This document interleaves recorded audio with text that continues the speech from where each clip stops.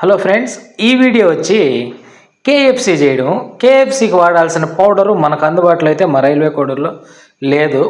ఒక సూపర్ మార్కెట్లోనో ఎక్కడో ఉన్నదని ఎవరో అంటే కోడూరంతా వెతికి అలసిపోయాము. ఇంకపోతే చంద్రన్న ఒక మంచి ఐడియా ఇచ్చాడు, రస్క్తో ట్రై చేద్దాం కేఎఫ్సి లాగా అని. ఈ ప్రయత్నం ఎంతవరకు ఫలించిందో, టేస్ట్ ఎలా ఉందో వీడియో అయితే కంటిన్యూగా చూడండి.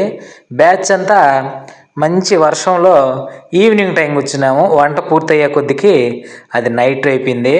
చూడండి మా కష్టాలు. ఈ వీడియో ఏ విధంగా ఉందో, మీకు మంచి టెంప్టింగ్గా నోరిచ్చే విధంగా ఉందో లేదో చూడండి. అలానే ఈ వంట కూడా నేర్చుకోండి. వంట అయితే బాగొచ్చింది. ఇకపోతే వంట విషయానికి వస్తే 10 కోడిగుడ్లు పగలగొట్టి ఒక గిన్నెలో అయితే ఒక ప్లేట్లో వేసుకున్నాము. అలానే రస్క్ బాగా రోట్లో పొడి చేసి ఒక ప్లేట్లో అయితే వేసుకున్నాము. తర్వాత వచ్చి కార్న్ పౌడరు, కొద్దిగా మిరప్పొడి, ధనియాల పొడి, కబాబ్ పొడి అన్నీ కలుపుకొని ఒక ప్లేట్లో అయితే పెట్టుకున్నాము. ఫస్ట్ ఆ పొడిలో ముంచి, తర్వాత కబాబ్ పొడి కార్న్ పొడిలో ముంచి, తర్వాత ఎగ్గులో బాగా ఎగ్గును కూడా పట్టించి ఆ ముక్కకి, తర్వాత రస్క్ పొడిలో అద్ది ఇంకా పక్కన పెట్టుకోవడమే. ఈ విధంగా మొత్తం చికెన్ అంతా ఇదే విధంగా మ్యాగ్నేట్ చేసుకొని పక్కన పెట్టేసుకోవడమే. ఇది చేయడానికి కొంచెం లేట్ ప్రాసెస్సే, ఎందుకంటే ఇవన్నీ తయారు చేసుకొని కూర్చొని చేయాలి. ఒకరే చేయాలంటే కూడా కష్టం. మేమైతే 4-5 మంది కూర్చొని చేసి కంటిన్యూగా అయితే ఈ వంటనైతే 1 గంట 1.5 గంటలు అయితే పూర్తి చేసాము, జనం ఎక్కువ ఉన్నాం కాబట్టి.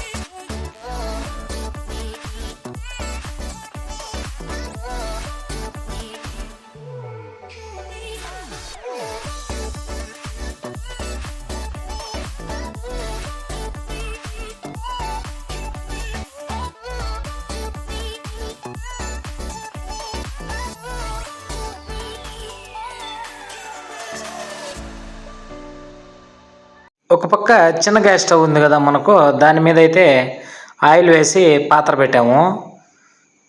అది మంట ఎక్కువ సరిపోదని మళ్ళీ బయట అయితే పొయ్యి మంట వేయాల్సింది వచ్చింది.